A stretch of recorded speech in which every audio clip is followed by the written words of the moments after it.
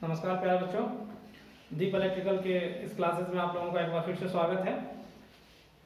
आज हम लोग देखेंगे कंडक्टर एंड इंसुलेटर। ठीक है ना। कंडक्टर और इंसुलेटर के बारे में हम लोग कुछ आज ध्यान देंगे कि कंडक्टर क्या होता है और इंसुलेटर क्या होता है। उससे पहले अगर आप लोग अभी तक इस चैनल को सब्सक्राइब नहीं किए हैं और अपने फ्रेंड को नहीं बताए हैं तो कृपया करके इसके बारे में आप लोग अपने फ्रेंड को बता दें। और चैनल का जो लिंक है वो हम इसके डिस्क्रिप्शन में नीचे डाल देंगे, और इससे पहले भी जो वीडियो बना हुआ है उसका भी कुछ लिंक जो भी है वो हम डाल देंगे। ठीक है ना। तो चलिए हम लोग आज स्टार्ट करते हैं कंडक्टर एंड इंसुलेटर। कंडक्टर किसको कहते हैं, ठीक है, और इंसुलेटर किसको कहते हैं। ये चैप्टर थोड़ा 1-2 क्लास लगेगा इसको बनाने में, तो आज हम कोशिश करेंगे कंडक्टर को कवर करने का। ठीक है ना। और इसमें लिखने का बहुत ज़्यादा चीज़ है, इसलिए हम बोर्ड का इस्तेमाल बहुत कम करने वाले हैं। तो हम जितना भी बोलेंगे आप लोग आराम से सुन करके उसको लिख लीजिएगा। जो नहीं लिख पाएंगे वीडियो को पॉज करके आराम से लिख लीजिएगा धीरे से। ठीक है ना। चलिए स्टार्ट करते हैं आज के इस क्लास में। देखते हैं कंडक्टर और इंसुलेटर किसको कहते हैं।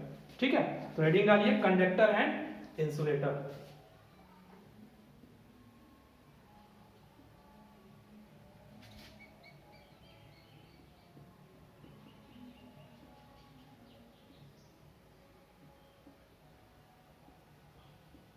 ठीक है, कंडक्टर एंड इंसुलेटर। इसके अलावा भी एक चीज हमारे पास आता है सेमी कंडक्टर। ठीक है ना। तो सेमी कंडक्टर को आज हम इस क्लास में नहीं पढ़ेंगे, सेमी कंडक्टर को हम बाद में पढ़ेंगे। ठीक है ना। हालांकि थोड़ा सा उसके बारे में भी हम लोग देख लेंगे। तो सबसे पहले देखते हैं कि कंडक्टर किसको कहते हैं। तो कंडक्टर, एक चीज ध्यान रखिएगा, कंडक्टर एक ऐसा पदार्थ है जिससे कि करंट हम लोग आराम से फ्लो करवा सकते हैं, है ना, जिससे कि करंट हम लोग आराम से फ्लो करवा सकते हैं। वैसा पदार्थ जिसमें हम लोगों का करंट आराम से फ्लो हो जाता है, उसको हम लोग क्या कहते हैं, कंडक्टर कहते हैं। और इंसुलेटर किसको कहते हैं, तो इंसुलेटर वैसा पदार्थ जिसमें कि करंट अच्छे से फ्लो नहीं हो सके। और अच्छे से क्या कि जितना कम से कम करंट फ्लो होगा उतना अच्छा वो रेजिस्टेंस कहलाएगा। ठीक है ना। तो उतना अच्छा वो इंसुलेटर कहलाएगा। ठीक है। तो कंडक्टर अर्थात इसमें इलेक्ट्रॉन की मात्रा अधिक होनी चाहिए, है ना, जबकि इसमें इंसुलेटर में क्या होता है, इलेक्ट्रॉन की मात्रा ना के बराबर होनी चाहिए, है ना। तो इस हिसाब से यानी कि वैसा पदार्थ जिसमें कि इलेक्ट्रॉन फ्रीली मूव कर सकता है उसको हम लोग क्या कहते हैं, कंडक्टर कहते हैं। अर्थात अगर इलेक्ट्रॉन इसमें फ्री मूव कर रहा है तो इसका रेजिस्टेंस क्या होना चाहिए, हमारे पास एकदम कम से कम होना चाहिए, है ना। इसका रेजिस्टेंस हमारे पास क्या होना चाहिए, एकदम कम से कम होना चाहिए। ठीक है। तो हम लोग देखते हैं, थोड़ा सा आप लोग इसके बारे में लिख लीजिए। ठीक है ना, हम बोल रहे हैं आप लोग इसको लिख लीजिए। ठीक है। तो आप लोग सबसे पहले एक साइड कंडक्टर लिखिए। कंडक्टर को हम लोग क्या कहते हैं, कंडक्टर को हम लोग क्या कहते हैं, चालक। ठीक है ना, क्या कहते हैं हम लोग, चालक या फिर चालकता, कोई दिक्कत नहीं है। ठीक है, चालक ही लिखिए। ठीक है। और इंसुलेटर को हम लोग क्या कहते हैं, इंसुलेटर को हम लोग क्या कहते हैं, आपका कुचालक।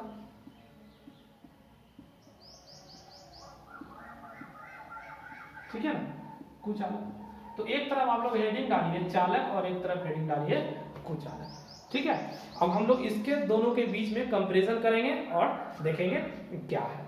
चलिए लिखिए। जो नहीं लिख पाएंगे वीडियो को पॉज करके आराम से लिख लीजिएगा। ठीक है ना।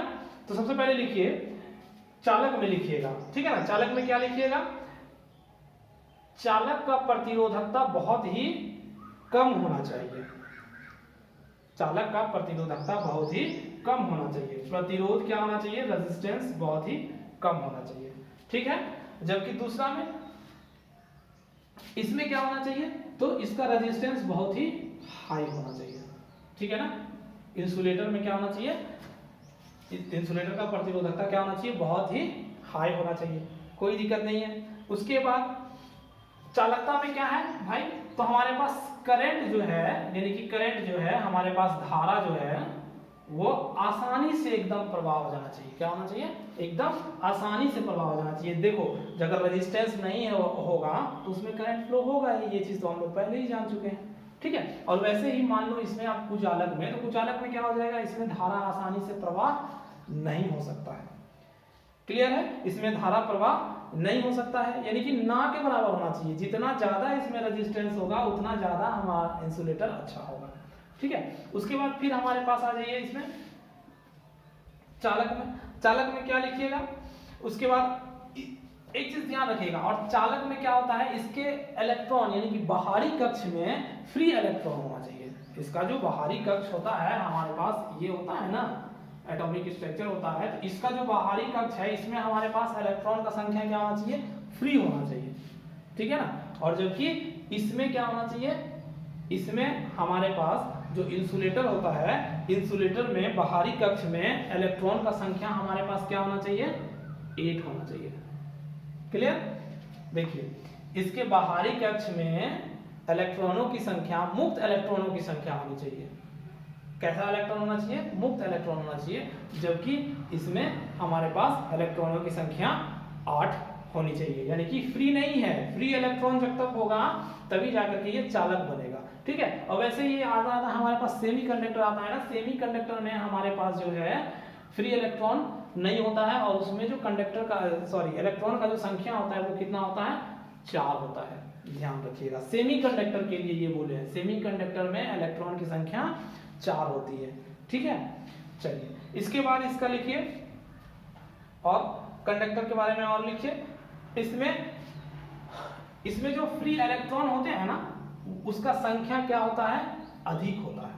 ठीक है, इसमें जो फ्री इलेक्ट्रॉन होता है, इस किसमें, कंडक्टर में फ्री इलेक्ट्रॉन जो होता है उसमें अधिक संख्या होता है, और जबकि इसमें क्या होता है, हमारे पास फ्री इलेक्ट्रॉन का संख्या जो है हमारे पास ना के बराबर होता है।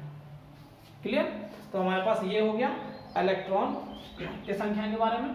तो इस प्रकार से हमारे पास कंडक्टर और इंसुलेटर के बारे में जानकारी हो गया। ठीक है ना, तो फिर से एक बार देखिएगा, कंडक्टर हमारे पास क्या होता है, जिसमें फ्री इलेक्ट्रॉन होता है और उसमें इलेक्ट्रॉन की संख्या अधिक होती है, इसमें धारा प्रवाह आसानी से हो सकता है। ठीक है, और इसमें रेजिस्टेंस का मात्रा एकदम कम होना चाहिए। ये हो गया हमारा एक कंडक्टर, और दूसरा हमारे पास इसका उल्टा हो जाएगा इंसुलेटर। इंसुलेटर में क्या होना चाहिए, रेजिस्टेंस ज्यादा से ज्यादा होना चाहिए, जितना ज्यादा हमारे पास रेजिस्टेंस होगा उतना अच्छा इंसुलेटर होगा। ठीक है, उसके बाद हमारे पास इसमें क्या होना चाहिए, धारा एकदम ना के बराबर प्रवाहित होना चाहिए। जब रेजिस्टेंस अधिक रहेगा तो धारा कम होगा ही होगा।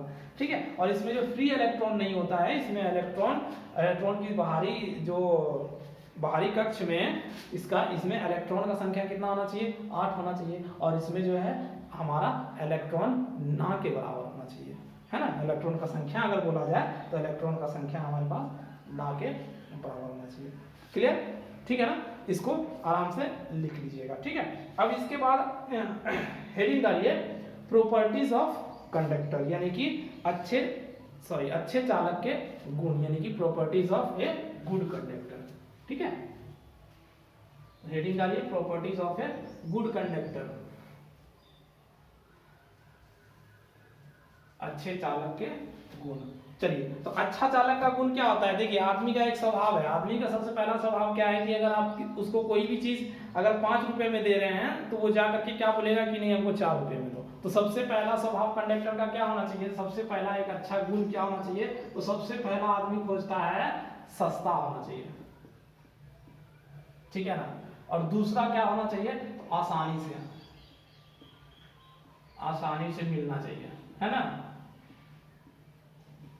मिलना।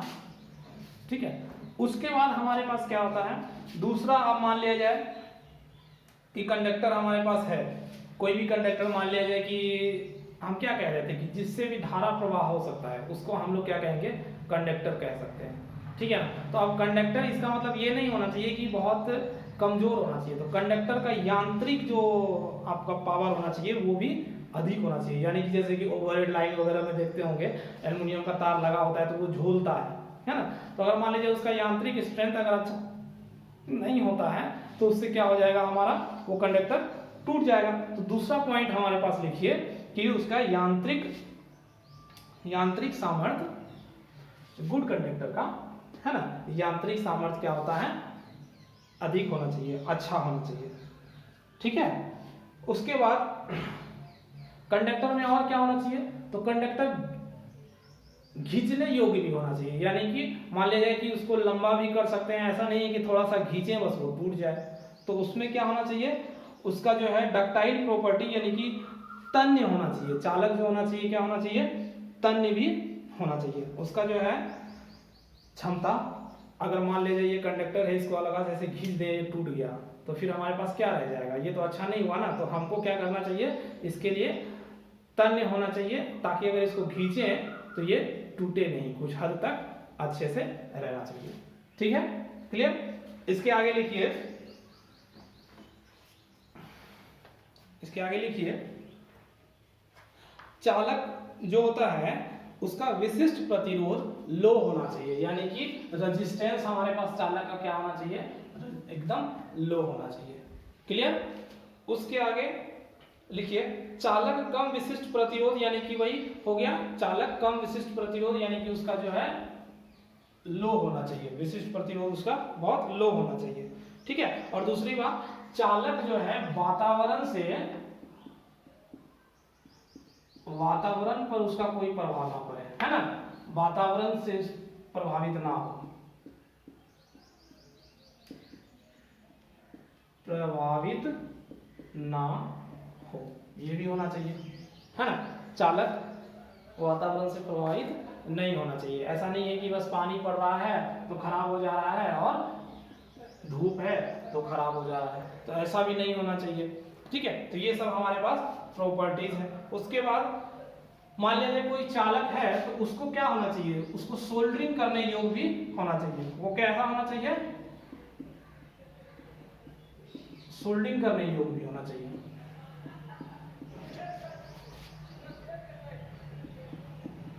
करने योग्य होना चाहिए, ठीक है ना, यानी कि सोल्डरिंग करने योग्य भी ये होना चाहिए। ऐसा नहीं है कि मान लीजिए हम सोल्डरिंग कर रहे हैं तो वो कंडक्टर टूट जाए, ठीक ना।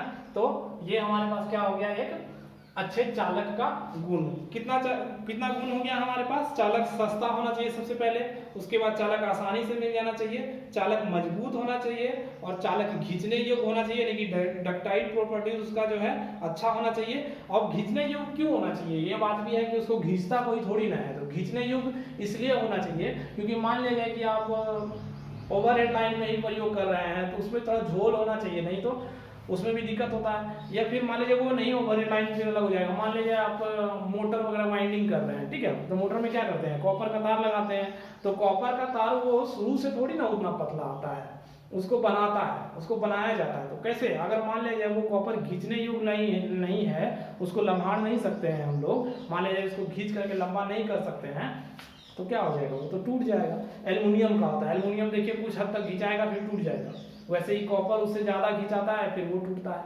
है ना। तो यानी कि हमारे पास क्या होना चाहिए, वो थोड़ा खींचने लायक भी होना चाहिए, ये भी प्रॉपर्टीज होना चाहिए। उसके बाद क्या होना चाहिए, उसके बाद हमारे पास क्या होना चाहिए, चालक का जो विशिष्ट प्रतिरोध होता है वो हमारे पास बहुत कम होना चाहिए, कम से कम होना चाहिए, ठीक है। और दूसरी बात, चालक हमारा वातावरण से भी प्रभाव नहीं पड़ना चाहिए चालक पर, और चालक हमारा सोल्डरिंग करने योग्य भी होना चाहिए। क्लियर है ना। तो ये चीज हमारे पास था, चालक, एक अच्छे चालक का गुण। क्लियर। अब इसके बाद आ जाता है हमारे पास बहुत सारे चालक हैं, ठीक है। अब कहते हैं कि एक सबसे अच्छा कंडक्टर क्या होता है, तो सबसे अच्छा कंडक्टर होता है हमारा Ag, ठीक है। Ag किसको कहेंगे, चांदी को, ठीक। और उसके बाद हमारे पास क्या हो जाएगा, तांबा, उसके बाद हमारे पास क्या हो जाएगा, सोना, और उसके बाद हमारे पास क्या हो जाएगा, सोना, उसके बाद एल्युमिनियम हो जाएगा, है ना। तांबा का क्या हो जाएगा, Cu, और उसके बाद सोना का क्या हो जाएगा, सोना का क्या होगा, Au, सिल्वर, Au तो हो जाएगा आपका, किसका हो जाएगा, सोना का क्या होता है, ओह कंफ्यूज हो रहे हैं यहाँ पर, ठीक है। और ये एल्युमिनियम का Al, ठीक है। ये थोड़ा ध्यान नहीं आ रहा है, इसको देख के लिख लीजिएगा, ऐसे कोई जरूरी नहीं है। तो ये हमारे पास कैसा है प्रॉपर्टीज, यानी कि इस क्रम में हमारे पास चल रहा है, यानी कि चांदी सबसे ज्यादा कंडक्टिविटी रहता है चांदी में, यानी कि सबसे अच्छा कंडक्टर अगर हम बोला जाए तो हमारे पास चांदी है, उसके बाद तांबा है, उसके बाद सोना है, उसके बाद एल्युमिनियम है, ठीक है ना।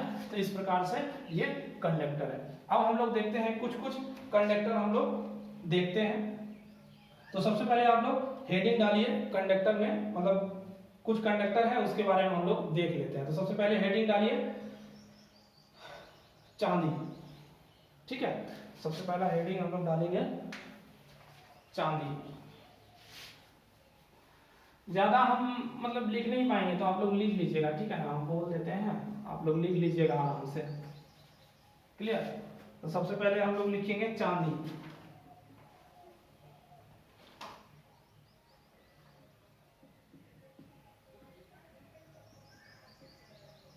ठीक है। चांदी, चांदी का रेजिस्टेंस क्या होता है, चांदी का कलर हमारे पास कैसा होता है, सफेद होता है, ठीक है ना। और इसका जो है रेजिस्टेंस बहुत कम होता है, यानी कि सबसे अच्छा कंडक्टर ये है हमारे पास। और इसमें जो सबसे नोट करने वाली बात है, इसका मेल्टिंग पॉइंट क्या होता है, ये जो होता है ना मेल्टिंग पॉइंट, इसका मेल्टिंग पॉइंट कितना होता है, ये सबसे ज्यादा पूछा जाता है, ठीक है। इसका होता है 960 डिग्री सेल्सियस, ठीक है। इतने पर ये क्या हो जाता है, गल जाता है, ठीक है ना। इसके बाद इसका रेजिस्टिविटी क्या होता है,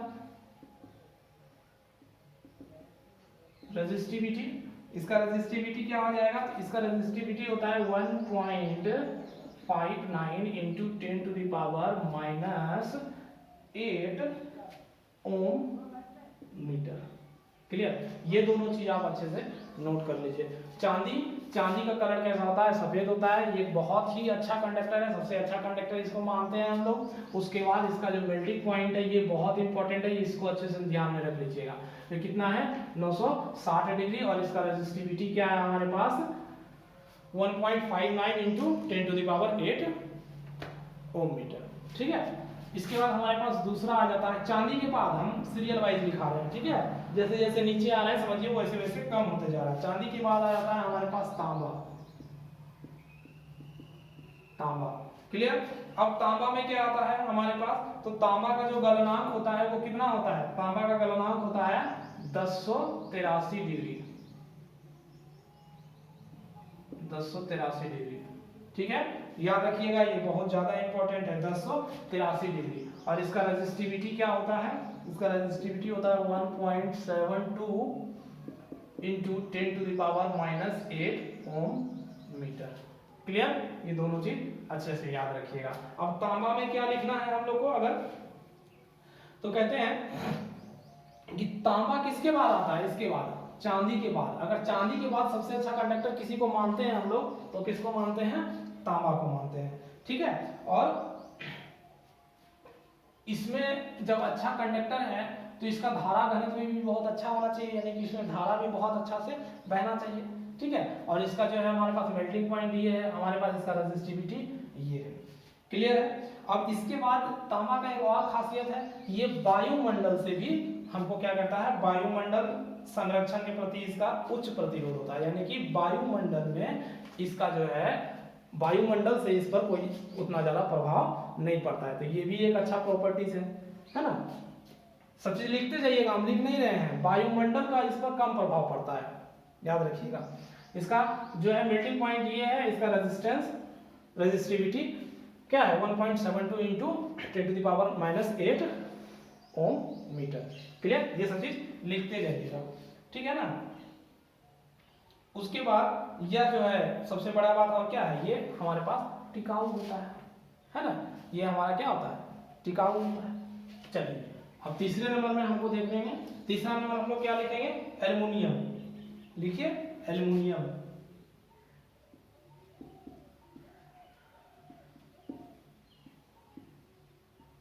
है ना, एल्युमिनियम। अब एल्युमिनियम में क्या है, तो एल्युमिनियम का एक चीज है, सबसे बड़ी बात है कि तांबा में जितना भी कंडक्टर है ना, सॉरी तांबा में जितना भी करंट फ्लो होने का गुण है उसका 60.6% ही एल्युमिनियम में है। ये चीज एकदम ध्यान रखिएगा, ठीक है। यानी कि एल्युमिनियम में कंडक्टेंस तांबा की अपेक्षा कितना है, 60.6%, ठीक। पहला पॉइंट ये ध्यान रखिएगा। और दूसरा इसका वजन जो होता है, वजन भी इसका जो है तांबा के अपेक्षा इसका वजन हमारे पास क्या हो जाता है, लगभग 50%।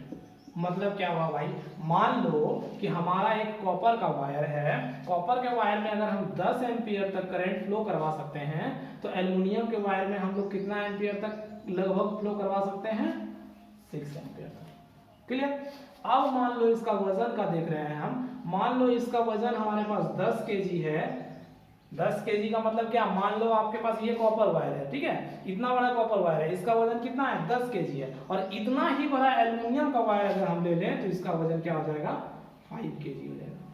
क्लियर। ये दोनों विशेष बात है इसमें, ठीक है। उसके बाद मान लेते हैं, ठीक ना, और उसके बाद हमारे पास आ जाता है इसका गलनांक। तो इसका गलनांक हमारे पास क्या हो जाएगा, इसका गलनांक हमारे पास हो जाएगा, यानी कि मेल्टिंग पॉइंट जो है हमारे पास, मेल्टिंग पॉइंट इसके पास हमारे पास क्या हो जाएगा, 660 डिग्री, ठीक है ना। इसका मेल्टिंग पॉइंट क्या हो जाएगा, 660 डिग्री। और इसका रेजिस्टिविटी क्या हो जाएगा, इसका रेजिस्टिविटी हो जाएगा 2.63 into 10 to the power -8 ohm metre. ये चीज को ध्यान में रख लीजिएगा। क्लियर है ना, ये चीज को अच्छे से ध्यान में रख लीजिएगा। मेन पॉइंट देखिए बाबू हम लिखा रहे हैं, ठीक है ना, क्योंकि यहाँ पर उतना संभव नहीं है बता पाना, क्योंकि एक तो मेरे पास व्यवस्था है नहीं, और हम यहाँ जितना बोलेंगे लिखना बहुत ज़्यादा पड़ता है, और लिखने अगर हम लग गए हैं तो पता चलेगा कि 5 लाइन लिखने के लिए हमको 5 मिनट लग जाएगा, और पता चल जाएगा कि एक अगर हम टॉपिक पढ़ाने बैठे हैं तो उसमें 4 घंटा लग जाएगा, ठीक है ना। तो इसलिए ये क्लास जैसा तो आपको माहौल नहीं मिल पाएगा, लेकिन फिर भी हम कोशिश कर रहे हैं कि आप तक जो लॉकडाउन में आप बैठे हुए हैं तो आपको कुछ ना कुछ सीखने को मिल जाए, ठीक है ना। वो भी आप लोग इतना बोल रहे थे तो हम सोचे कुछ ना कुछ कर दिया जाए, ठीक है ना। तो इसलिए ध्यान से सुन लीजिएगा मेरे बात को, उसके बाद आप घर में आराम से अपने लैंग्वेज में लिख लीजिएगा, ठीक है। एल्युमिनियम का हमारे पास वजन कितना होता है कॉपर से, 60.6%, सॉरी वजन कितना होता है 50%, और उसमें कंडक्टेंस कितना होता है 60.6%, और उसका मेल्टिंग पॉइंट कितना होता है किसका, एल्युमिनियम का, तो 660 डिग्री सेंटीग्रेड, ठीक है। और इसका रेजिस्टिविटी कितना होता है, तो 2.63 into 10 to the power -8 ohm metre. Clear है। तो ये हमारे पास 3 चीज हो गया, चांदी, तांबा, एल्युमिनियम, ठीक है ना। क्लियर है। अब इसके बाद आता है हमारे पास टंगस्टन, ठीक है ना। तो लिखिए आप लोग, हेडिंग डालिए टंगस्टन का। मेन प्रॉब्लम लिखने का ही है, लिखने का प्रॉब्लम नहीं होता तो बताने का बहुत चीज बता दिया जाता। अब इसमें लिखने में ही इतना चीज दिक्कत हो जाता है, देखिए इसको इरेज करो, लिखो, बहुत सारा समय लग जाता है ना इसमें, इसलिए। अब लिखिए आप लोग टंगस्टन, 3 हो गया था ना, चौथा लिखिए टंगस्टन, ठीक है ना। टंगस्टन में क्या रखना चाहिए था, तो इसका जो है गलनांक सबसे पहले हम लोग लिख लेंगे, इसका गलनांक क्या होगा आपका 3422 डिग्री सेंटीग्रेड। एकदम गलनांक याद रख लीजिएगा, यही सब चीज पूछता है, छोटा छोटा चीज, ठीक है ना, ज्यादा पूछता नहीं है, ठीक है ना।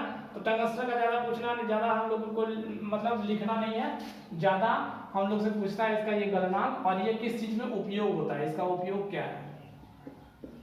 तो इसका उपयोग तो हम लोग मैक्सिमम लोग जानते हैं, किसमें हम लोगों का इसका उपयोग, इसमें है बल्ब का क्या, फिलामेंट बनाने के लिए, बल्ब का फिलामेंट बनाने के लिए,